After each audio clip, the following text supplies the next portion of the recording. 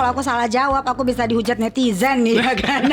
Saya pun sedang menjalankan yang namanya kehidupan jadi frugal living gitu. Bukan berarti dia nggak belanja sama sekali. Masih banyak kok teman-teman kita di komunitas frugal living ya. Oh dia masih bisa jajan, oh dia masih bisa jalan-jalan gitu. Oh dia masih bisa beli misalnya ganti kendaraan. Apapun yang nyaman untuk sobat semua untuk lakukan dia lakukan. Tapi intinya adalah jangan merugikan diri sendiri, jangan merugikan orang lain, dan jangan menjadi beban buat siapapun gitu. Dan kita happy untuk melakukannya. Jangan terlalu berlebihan.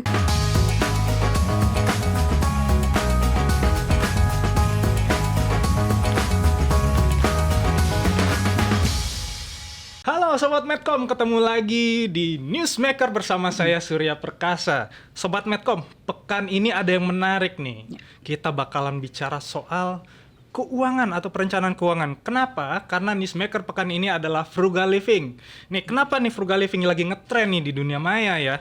Nih kan banyak yang bilang sekarang hidup makin sulit, anak-anak muda sekarang lebih pengennya cari kerjaan yang sektor-sektor informal kayak freelance lah, mereka pengen jadi podcaster lah, mereka ingin jadi YouTuber. Kemudian muncul nih tren namanya frugal living. Nah, ada yang bilang frugal living itu adalah bergaya hidup super hemat. Tapi ada yang bilang juga ini gaya hidup pelit, bos. Nah, kayak apa sih sebenarnya frugal living ini? Nah, untuk itu kita konfirmasi dan kita tanya-tanya nih.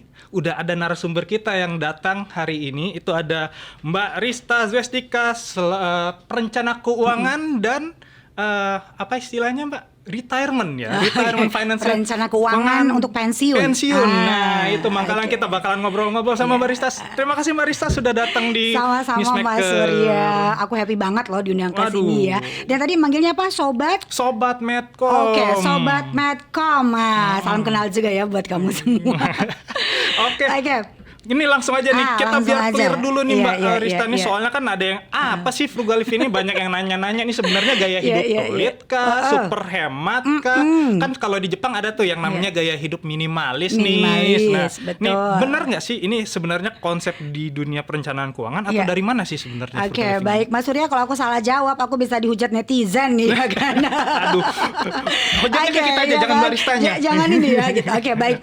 Sekali lagi buat siapapun nanti yang nonton ini gitu ya, sekali lagi untuk yang namanya konsep frugal living gitu ya, bukan berarti konsep ini adalah konsep hidup pelit, konsep hidup gak berbagi, atau misalnya lebih ekstrim adalah konsep hidup dia gak nikmatin hidup. Udah hidup tapi gak nikmatin hidup gitu kan ya.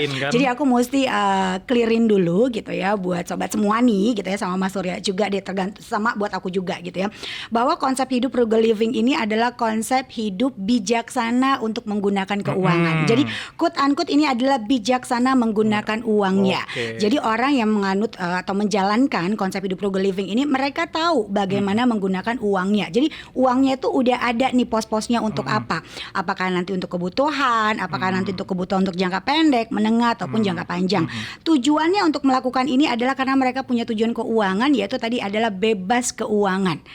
Financial freedom katanya gitu ya. Financial freedom ya, bukan pelit. Berarti kita klarifikasi dulu ya Mbak ya. Ini kita klarifikasi dulu. Walaupun memang quote-unquote banyak juga nih gitu ya teman-teman yang menjalankan konsep frugal living ini, ada juga memang gitu ya, ada yang jadi pelit sama diri sendiri misalnya, ada yang gak bisa berbagi dan lain-lain. Tapi kan ini bukan, jangan digeneralisir gitu ya.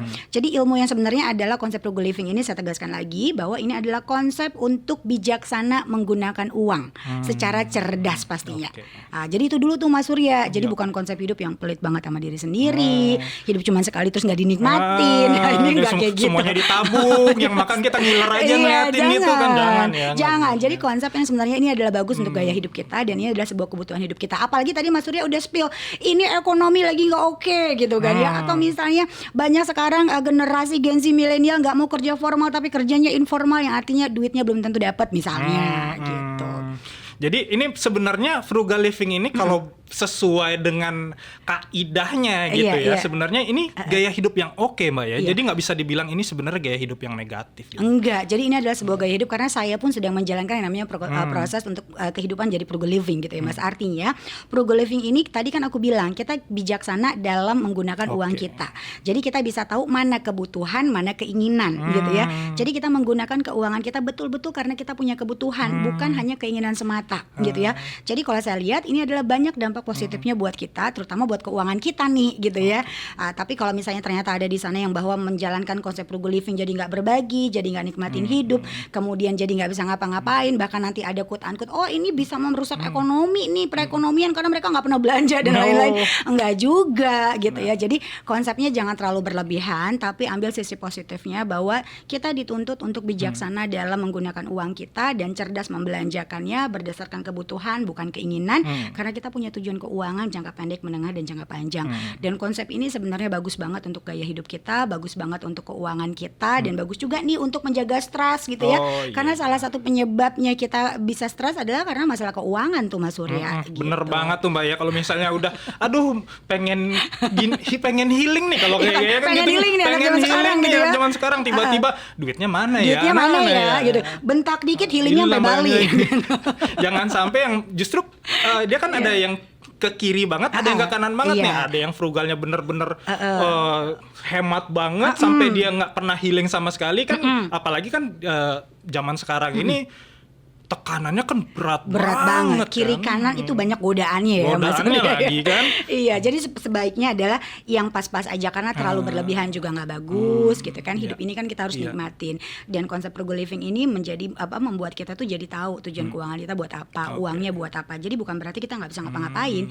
Jadi dengan konsep frugal living ini jadi kita bisa ngapa-ngapain sebenarnya karena kita udah tahu kapasitas keuangan kita ada di mana. Aku tatet tuh sobat, bukan pelit ya, bukan bijaksana gitu. Itu dia. Nah, jadi ini sebenarnya kita pengen tahu juga. Ini kan Mbak Rista udah spill juga tadi nih kan soal sebenarnya ada ujungnya, jangka pendek, jangka menengah, jangka panjang dari frugal living. Ini sebenarnya yang targetnya itu apa sih yang jangka pendek apa, jangka menengah apa, jangka panjang apa? Itu sebenarnya kalau yang di frugal living itu apa?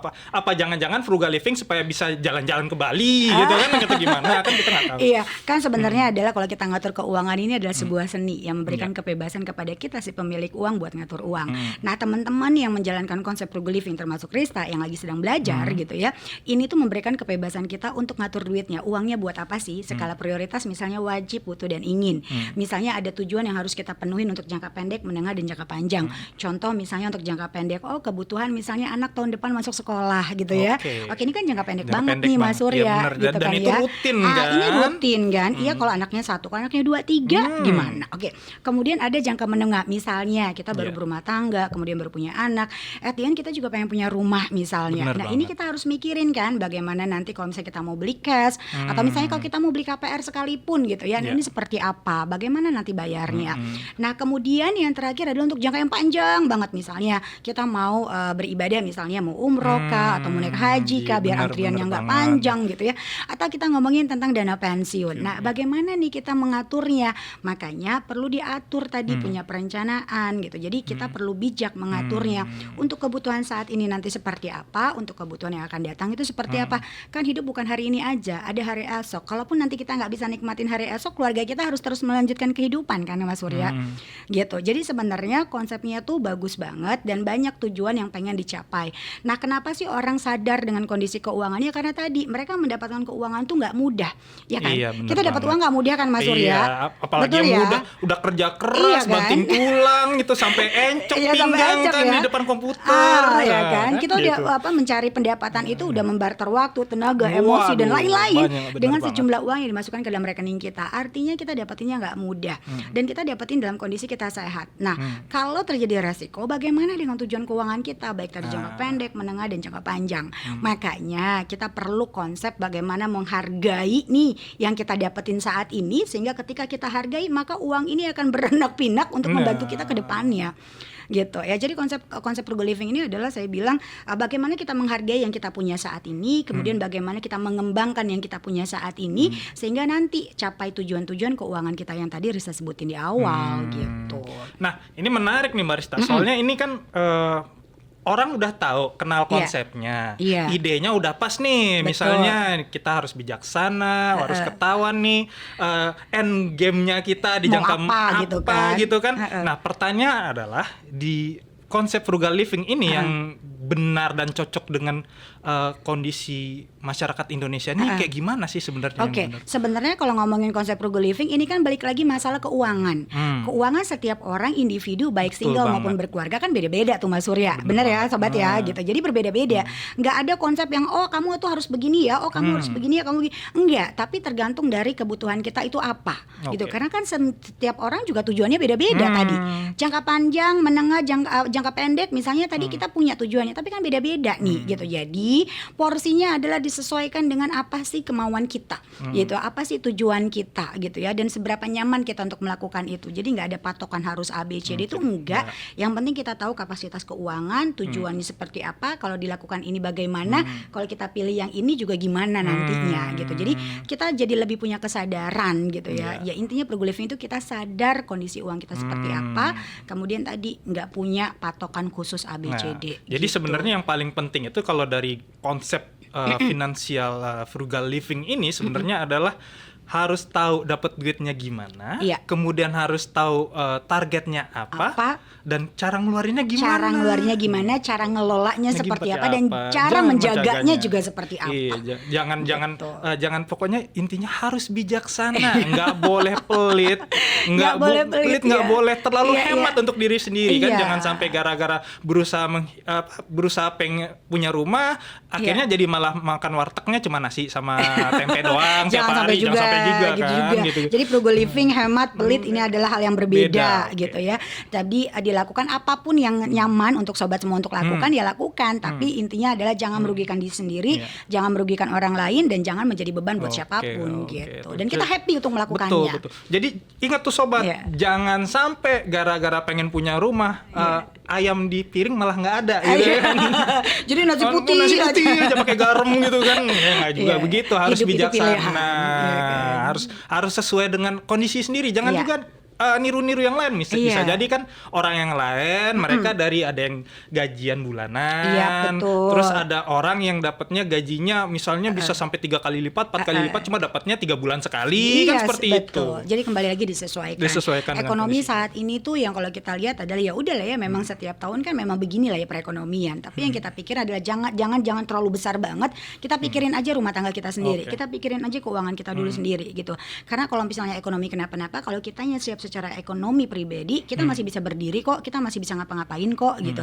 Kita masih bisa on track dengan semua tujuan keuangan kita. Kurang lebih begitu sih Kak Surya. Ini Mbak Rista nih ada yang menarik. Tadi sempat Mbak Rista singgung-singgung juga nih kalau nggak salah. Ini soal konsep frugal livingnya ini yang digaungkan oleh netizen dan meledak belakangan ini kan, dengan kondisi keuangan yang seperti ini. Ada yang juga dengan semakin susahnya orang mencari kerja, saingan makin banyak. Ada yang bilang frugal living dianggap justru menurunkan belanja orang dan membuat perekonomian buruk. Nah, ini benar nggak sih? Gimana nih? Gimana nih? Yang bingung kan bukan kita doang. Balik lagi nih ya. Sebenarnya konsep frugal living ini adalah kita bijak menggunakan uang kita. Jadi dia tahu kapan waktunya belanja, kapan waktunya enggak, gitu ya. Jadi bukan berarti dia nggak belanja sama sekali, itu enggak. Bukan berarti si jalani si frugal living ini jadi nggak jalan-jalan juga enggak, Mas Surya, gitu ya. Jadi mereka masih bisa ngapa-ngapain, cuma mereka tahu kapan waktunya, kapan iya, kapan enggak, gitu ya. Jadi bukan berarti gara-gara banyak masyarakat kita terutama Gen Z, milenial, penganut frugal living, kemudian ekonomi kita jadi hancur.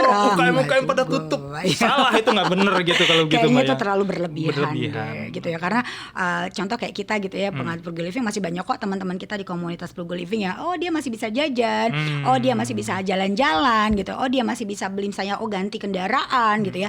Tapi ini sesuai dengan kebutuhannya, bukan keinginan, karena mereka sudah mengukur, menghitung berapa sih yang mereka butuhkan dan kapan waktu mengeluarkannya, gitu. Jadi mereka lebih menghargai lagi, gitu. Jadi sebenarnya frugal living ini nggak bakalan berdampak ke ekonomi, karena sebenarnya yang diubah itu adalah pola pikir orang-orangnya, masyarakatnya gitu ya, mindsetnya, sehingga kebiasaannya menjadi lebih baik gitu.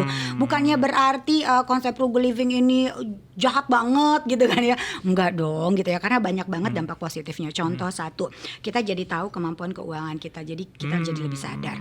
Yang kedua, kita bisa mengurangi stres masalah keuangan. Yang tadinya kita belanja hedon untuk beli hal-hal yang nggak penting gitu ya, harus punya semua tas dibeli, yang ini, harus beli ini, apalagi harus beli beli boneka 4 juta. Iya, Kan begitu-begitu, jangan apalagi sampai kalau bangun lah ya. tidur yang dilihat adalah handphone. Wah, jangan, Oke. bahaya. Nah, jadi kita jadi lebih mengurangi tingkat stres kita. Iya. Jadi kita lebih bersyukur, kita jadi lebih menghargai apa yang kita punya.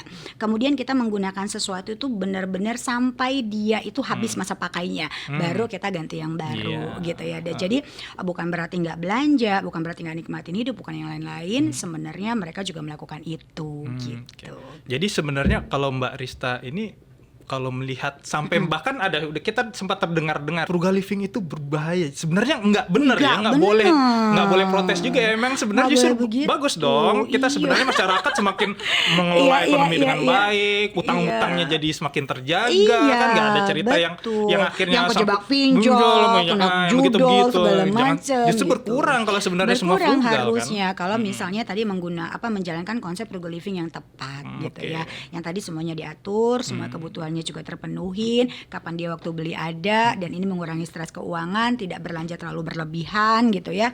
Karena belanja terlalu berlebihan juga nggak bagus kan buat ekonomi si orangnya gitu ya. Kalau untuk ekonomi secara makro, mikro dan lain-lain itu bagus-bagus aja, tapi kan kitanya jadi lebih konsumtif. Jadi nggak tahu mana tujuan keuangan kita, nanti nggak bisa kecapai. Kalau misalnya kita nanti tujuan kita nggak kecapai, misalnya nggak siap dana pensiun, ya jadi beban negara juga kan nanti. Iya, makanya jadi malah Gitu. utang tambah banyak. Iya. Kayak kan malah jadi Iya. gaya hedon, cuma akhirnya Iya. malah nggak bisa mengelola Nggak utang bisa dengan baik. ngapa-ngapain. Tabungan nggak ada, aset Iya nggak kan? ada, semua Jadi malah nanti, jadi beban. iya, nanti muncul data angka Angka kemiskinan naik kan. Jadi susah juga kan, apa Jadi kerja susah juga. gitu. Jadi tolong dibenerin dulu konsep frugal livingnya gitu ya. Jadi konsep frugal living ini bukan segala sesuatu yang menakutkan buat kita, tapi banyak sisi positifnya. Makanya jangan terlalu berlebihan memaknainya gitu ya. Nggak terlalu ekstrim juga gitu. Karena tadi semua orang itu punya pilihan. Teman-teman contoh kayak saya atau teman-teman yang ada di dalam komunitas frugal living, mereka juga punya behind the scene atau punya cerita. Kenapa sih mereka akhirnya menjalankan konsep seperti ini? Bisa jadi dulu mereka hedon misalnya gitu ya. Bisa jadi dulu mereka keterbatasan keuangan sehingga pada saat punya uang itu lebih bijak lagi menggunakannya karena udah paham bahwa mencari uang tuh nggak mudah, banyak resiko dalam kehidupan. Apalagi saat ini kan tadi Mas Surya juga udah bilang banyak sekarang generasi Gen Z maupun milenial itu senangnya adalah bekerja secara informal bukan formal, yang artinya pendapatan kita nggak ada yang bisa jamin kecuali diri kita sendiri. Betul ya? Betul Gitu. banget. Dan kita kalau si pencari nafkah utama dan kita sebagai yang pekerja utamanya, kalau terjadi resiko dengan kita bagaimana dengan yang lain gitu. Nah, jadi konsep-konsep seperti ini banyak positifnya walaupun memang ada suara-suara sumbang gitu ya yang bilang ini adalah negatif. Itu tadi berbeda pilihan itu suatu hal yang biasa Mas Surya gitu ya. Tergantung Benar dengan banget. kita bagaimana memaknainya. Saya sih sebenarnya mungkin itu bukan orang-orang yang frugal living, cuma Iya. orang yang salah memahami frugal living itu kayak gimana. Betul gitu ya. Jadi intinya adalah tidak ada satu orang pun yang mau bermasalah dari sisi keuangan dan tidak ada satu orang pun yang mau ke depannya menjadi beban buat orang lain. Makanya mereka berusaha menjadi lebih baik dalam mengatur keuangannya, sadar keuangannya, punya tujuan keuangan dan bisa membedakan mana keinginan, mana kebutuhan dan mereka udah tahu tuh pos-posnya itu harus seperti apa. Jadi kita hargain pilihan setiap orang. Ini mungkin Oke. pertanyaan terakhir nih Mbak Iya. Rista, kan memang sudah berusaha untuk konsep frugal living ini mulai ditanamkan ke diri Iya. Mbak Rista dan juga Iya. mungkin Mbak Rista kan juga memang di komunitas frugal living sudah Iya. sangat aktif sekali. Nah, bisa nggak dibagiin tips buat sobat-sobat Medcom Iya. yang sedang menjalankan frugal living, mungkin salah-salah dikit nih, Iya, mungkin iya, terlalu iya, pelit iya, nih iya, dengan iya, diri iya, sendiri. iya, Ada iya. nggak tipsnya untuk teman-teman dan sobat-sobat Medcom semua? Iya. Gimana sih kalau mereka yang mau frugal living ini? Oke. Buat teman-teman sobat Medcom gitu ya, gimana sih cara memulainya? Balik lagi gitu ya. Satu, ketika kita akan memulai segala sesuatu, harus siap mental dulu. Bahwa kita akan berbeda dengan orang lain gitu ya. Karena kalau nggak siap mental ini tuh, Iya. karena tantangannya itu bukan dari orang lain gitu sebenarnya, tapi ada dari keluarga sendiri, support system sendiri. Kamu kok ngapain sih kayak gitu? Baju itu jangan dipakai terus, ganti Nah. dong yang lain gitu kan ya. Atau ngapain sih itu terus ganti dong gayanya. Itu kan biasanya juga paling yang tantangan paling dekat adalah dari keluarga gitu ya. Kita harus siap dulu dengan tantangan terdekat sendiri gitu ya. Berbeda itu tidak masalah, tapi berbedanya dalam skala yang tepat gitu ya. Jadi kita kuatin mentalnya. Kemudian yang kedua, kita lakukan, coba yuk cek dulu ya. Cek kondisi keuangan kita. Contoh misalnya Sobat Medcom, kita udah kerja 2 tahun 3 tahun. Coba dicek dulu. Dengan kita kerja selama 2, 3 tahun, 5 tahun atau 10 tahun, kira-kira apa sih yang kita udah kumpulin? Kayak sejauh mana aset yang kita miliki, sejauh mana kita bisa nikmatin hidup, sejauh mana tujuan keuangan kita bisa terwujud. Itu kita buat dulu nih ya. Kita bikin review dulu deh. Dari situ baru kelihatan nanti strategi apa yang harus kita lakukan. Apa misalnya nanti ada pengeluaran yang tidak terlalu penting, itu nanti kita kurangin gitu ya. Kemudian ada pengeluaran yang memang kita hilangkan, maka posnya nanti dibanyakin ke tabungannya atau investasinya. Oke, kemudian pos-pos yang memang tadi nggak pernah kita anggarkan, yuk coba kita anggarin gitu ya. Sehingga nanti jadi kita lebih rapi, kita lebih detail lagi, dan kita jadi lebih tahu kemana sih larinya uang ini. Karena biasanya tuh manusia tuh suka bilang gini, kemana ya uangku ya, gitu tiba-tiba kalau tabungannya minus sadar semua, gitu kan nggak ada plusnya. Ya betul, suka nggak sadar gitu ya. Padahal uang itu akan keluar kalau kitanya sadar ngeluarinnya ya. Jadi dari sini kita review, dari situ kita tahu ya mana yang harus kita kurangin, mana yang kita hilangin. Kemudian next baru kita bikin strateginya. Oke, kemarin kita nggak punya dana darurat, yuk kita benerin dulu deh dana daruratnya. Atau kemarin anggaran kita masih minus, yuk benerin dulu deh, jangan sampai kita minus dulu nih anggarannya gitu ya. Kemarin kita belum punya proteksi atau asuransi, yuk gimana caranya kita sisihkan untuk punya perlindungan gitu. Karena resiko kita nggak ada yang tahu. Ya, COVID-19 2020 masuk kaget kehidupan semua, kita, kan? Kaget semua. Kita berpikir hanya 3 bulan, 6 bulan, iya hampir 3 tahun ya kan. Lama banget. Dan efeknya kan berpotensi merusak kondisi keuangan kita dalam skala besar. Karena balik lagi sobat semuanya, yang namanya resiko itu nggak pernah datangnya assalamualaikum, nggak pernah ketok pintu, toto dia masuk aja gitu kan. Makanya perlu Nyantrong. kesadaran keuangan gitu ya. Oke, dari sana setelah kita tahu, lalu bikin strateginya. Apa nih strateginya? Kita bisa nabung misalnya 3 juta tiap bulan. Oke, yuk kita masukin ke dalam investasi atau tabungan. Senyamannya aja gitu ya. Produk mana yang kita paham ilmunya gitu ya. Nanti dari sana kelihatan tujuan jangka pendek kita apa ya. Kita benerin dulu deh dana darurat kita belum punya nih yang 6 kali, 9 kali, 12 kali dari pendapatan misalnya. Itu dulu kita penuhin. Kemudian yang kedua, kita pengen punya nih misalnya untuk biaya sekolah lagi lanjut misalnya buat nambah ilmu. Oke, kita buatin lagi tujuannya gitu. Jadi dari sana harapannya adalah kita jadi punya kesadaran keuangan, kita lebih bijak, kita lebih cerdas, kita lebih menghargai bukan hanya waktu tapi uang juga gitu ya. Kemudian kita bisa menghargai juga produk barang-barang yang kita punya, itu nggak perlu numpuk di dalam lemari ya kan. Karena kalau misalnya numpuk itu juga kan nggak bagus Kak gitu kan ya. Menjadi bisa ya kemana aja nih uangnya, ternyata jadi itu jadi lebih stres, malah jadi gitu. pajangan aja itu kan manfaatnya nggak kelihatan. Bahkan kalau misalnya kita kalau saya pribadi gitu ya, barang-barang yang memang tidak terpakai dan masih bagus itu kadang-kadang kita bisa jual juga loh. Dan uangnya kita bisa masukin dan tabungin gitu ya. Nah, jadi kita pilah-pilah semuanya, dan mau tidak mau gunakanlah contoh misalnya makanan misalnya bawa dari rumah. Tapi ada di Sabtu dan Minggu misalnya aku belanja gitu ya. Jadi itu dibagi gitu ya. Atau misalnya aku nggak minum di minuman kemasan plastik tapi aku bawa botol kemana-mana misalnya. Kalau misalnya habis aku tinggal beli misalnya gitu ya airnya, atau tinggal ada kalau di kantor kan ada tinggal ngambil gitu. Atau misalnya aku gunain sepatu tapi sepatunya tunggu sampai agak sedikit nggak nyaman dulu baru kita ganti misalnya gitu ya. Atau udah bolong-bolong baru ganti ya. gitu. Tapi nggak bolong-bolong banget juga ya Kak gitu ya. Yang penting pada saat dia udah nggak nyaman kayaknya memang harus ganti deh. Oke, gitu. kita ganti Ya saja. Nah seperti itu, hal-hal yang kecil-kecil seperti itu dulu yang harus kita lakukan sehingga setelah kita biasa maka lambat laun ini menjadi gaya hidup yang lebih positif kalau aku lihat ya gitu. Karena aku juga menjalaninya, kemudian aku juga mengedukasi anakku, kemudian keluarga dan lain-lain. Ternyata ketika kita nggak terlalu head on dan kita nggak terlalu impulsif dan kita nggak terlalu ngikutin apa yang terbentuk di sosial media, ternyata hidup kita lebih adem kok gitu. Kita jadi nggak termotivasi untuk membandingkan kehidupan kita dengan orang lain karena kita udah punya skupnya masing-masing kan gitu Kak. Gitu deh Mas Surya. Gitu aja sebenarnya. Ingat ya Sobat Medcom. Iya.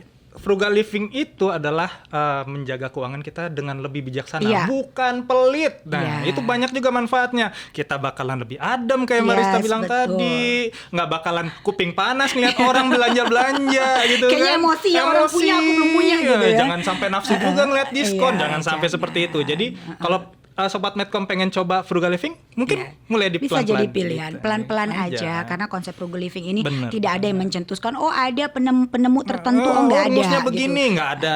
gitu. Jadi Karena- sesuaikan dengan betul. diri masing-masing. Iya, karena konsep frugal living ini tumbuh dari berbagai macam, kalau saya bilang adalah evolusi keuangan gitu ya. Ini tuh udah ada konsepnya dari zaman dulu, bahkan orang tua kita mengajarkan hidup sederhana ya nak, hidup apa adanya ya Iya, nak. cuma ganti nama aja sekarang. Kondisinya udah Gitu, berbeda, menyesuaikan iya. saja. Betul, gitu. Oke, terima kasih Mbak Arista Jessica, Sama-sama, Mas perencana Surya. keuangan sudah berbicara dengan kita di Newsmaker Medcom. Kita Ya. bakalan ketemu lagi sampai Sobat Medcom di kesempatan berikutnya. Di pekan depan kita bakalan ngobrolin newsmaker lain dengan narasumber yang menarik lainnya. Sampai ketemu lagi. Terima kasih.